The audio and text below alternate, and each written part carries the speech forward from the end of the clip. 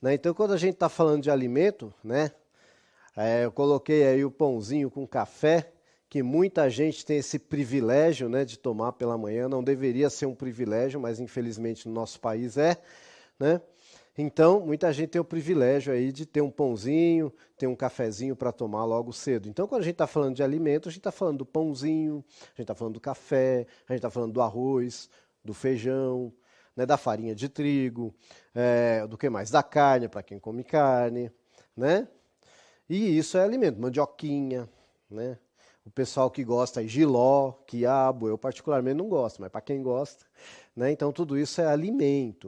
O nutriente é o que está lá no alimento. Tá? Então, por exemplo, se eu pegar o pãozinho, olha aí, tem uma tabela aí de nutrientes do pãozinho. É lógico que pode ter até mais nutrientes, tá? Vai depender um pouquinho aí, mas aí é um básico, tá? O valor energético, né, que está aí em quilocalorias, é o que ele vai te dar de energia. Normalmente, alguns nutrientes vão te dar essa energia. Normalmente, os açúcares, que são os carboidratos, né, e as gorduras, que vão te dar energia. Tá? E aí você vai ter, por exemplo, no pãozinho, aí você vai ter uma quantidade de sódio, porque só lembra do sódio para falar da pressão alta, né? Mas o sódio ele é importante, tá? Principalmente para o funcionamento do nosso sistema nervoso. As células do nosso sistema nervoso têm uma bomba lá de sódio e potássio, que se a gente não consumir sódio, fica complicado.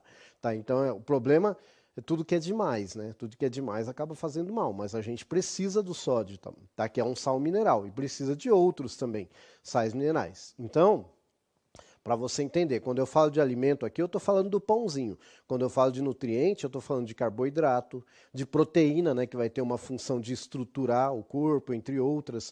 Né, as enzimas do nosso corpo também são proteínas, tá bom? E para dar energia, então, a gente vai ter os açúcares, as gorduras, que no caso o açúcar a gente pode chamar também de carboidrato, tá? Que é um outro nome aí para carbono hidratado, mas isso você vai ver lá na frente. Tá? E aí, se a gente pensar no café, por incrível que pareça, a tabela do café é maior do que a do pãozinho. Né? Então você tem aí, ó, olha a quantidade de gorduras aí. É lógico que algumas aí é zero, né? Mas então você tem zero de carboidrato. É lógico que a gente está falando aí do café que não está adocicado, né?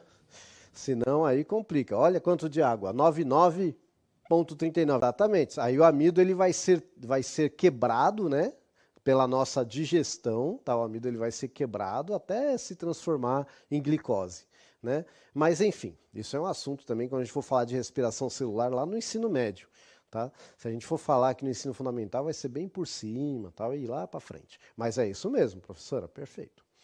Então, muito bem. Então, ó, vamos ver aí que a tabela continua, a tabela do café, tá vendo? Olha quanta coisa aí. O café tá cheio de vitamina. Aí tem gente que pensa que vitamina dá energia, né? Gente, vitamina não dá energia, tá? A vitamina, ela contribui para que seu corpo trabalhe direito, tá bom? Então, ela vai trabalhar lá com outras coisas para o seu corpo funcionar direito. Tá bom? E tem gente que acha também que vitamina dá energia, mas o que dá energia eu já falei, é o açúcar. Aí tem gente que toma café e acha que o café está dando energia. Na verdade, o café ele vai tirar a sonolência, né? Que é a base também, a cafeína, né, que tem no café, é a base dos energéticos que tem aí no mercado. Então, na verdade, eles não te dão energia, eles só te tiram o sono. Aí você acha que está com mais energia, mas o que te dá energia é açúcar e gordura, tá bom? A cafeína, ela te dá um efeito de você ficar com menos sono, né? Até onde isso é bom, a gente precisa discutir. Né, e precisa pensar, se o corpo está pedindo para parar, por que eu estou continuando aí, estou tomando subterfúgios aí, né, para fazer meu corpo manter alerta? É lógico que às vezes é necessário, muitas vezes, mas a gente tem que tomar cuidado. Aí a gente volta para a história lá do sódio, né? Tudo que é demais faz mal. Então a gente tem que tomar cuidado aí com esse limite, tá bom? Muito bem. E aí eu quero saber, eu mostrei para vocês o que é alimento, mostrei alguns nutrientes. E eu quero que você responda para mim, eu vou dar 3 minutinhos aí. Existem nutrientes mais importantes do que outros? Isso, olha aí, a gente tem esse esqueminha aí que vai aparecer para vocês.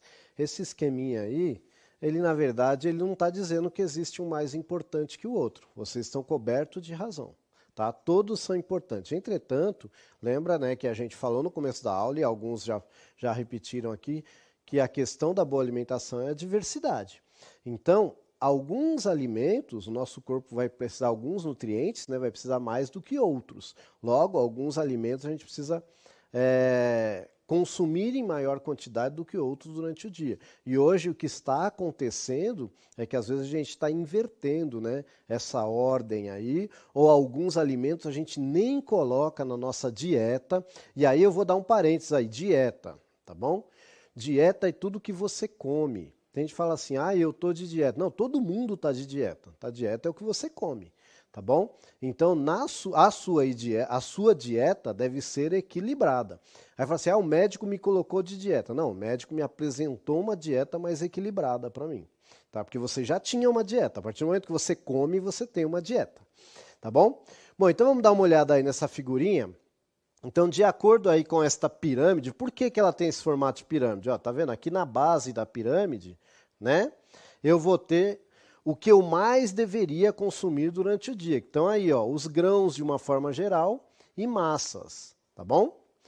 Então, tá dizendo aí de 6 a 11 porções, se você procurar, né, vai ter várias versões para o que é uma porção, mas aí dentro do que você come, você tem que entender que na proporcionalidade, né, o que mais deveria ter tá aí, ó, são os pães, os grãos, tá bom? De uma forma geral.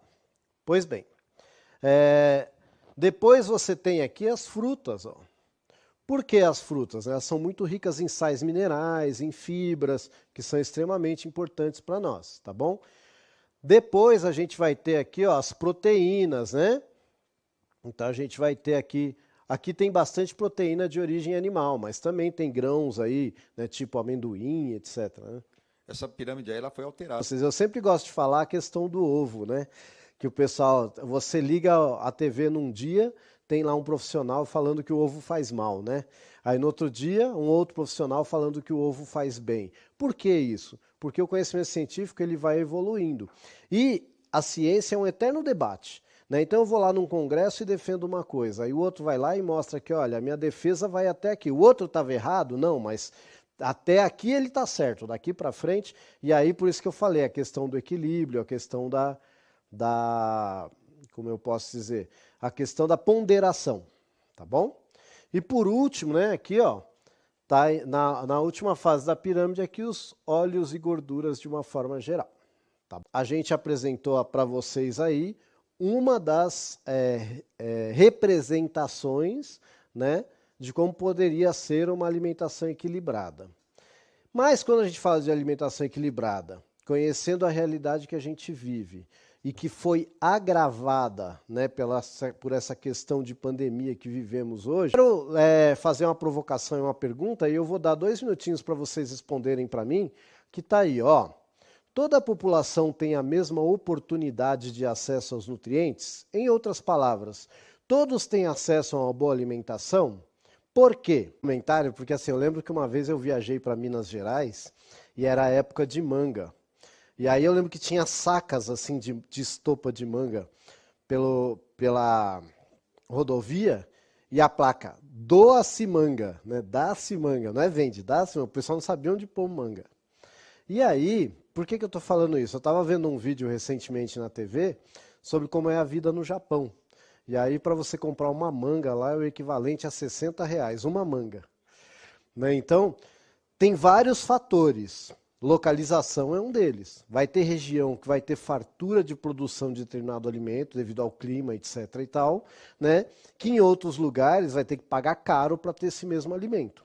Então, já começa por aí. Imagina num país como o Brasil, com as dimensões que o Brasil tem. Se a gente pensar só no nosso estado, né, a dificuldade que é para determinado alimento chegar até a capital, por exemplo. Então é lógico que isso encarece. Se a gente pensar aí no valor dos combustíveis, né, então encarece mais ainda. Então só estou falando de um fator. Né, a questão econômica, que vocês falaram muito bem, perfeitamente. Eu não vou nem entrar nesse assunto, porque a gente já sabe. Né, mas por que é caro? Então, esse é um dos fatores. Eu já cansei de ver, né, produtor agrícola jogando comida fora, porque para ele dava mais lucro jogar fora do que doar para alguém. Porque se for doar, tem que pagar transporte, tem que pagar não sei o que lá. E não estou falando que o cara é bonzinho ou ele é malvado por causa disso. São condições ambientais, são condições de localização, são N situações que aí pesa também o financeiro. Bom, nessa aula aqui a gente viu a diferença entre alimento e nutriente, tá? E as implicações sociais relacionadas ao acesso de uma alimentação equilibrada. Eu quero agradecer aí a participação de todos.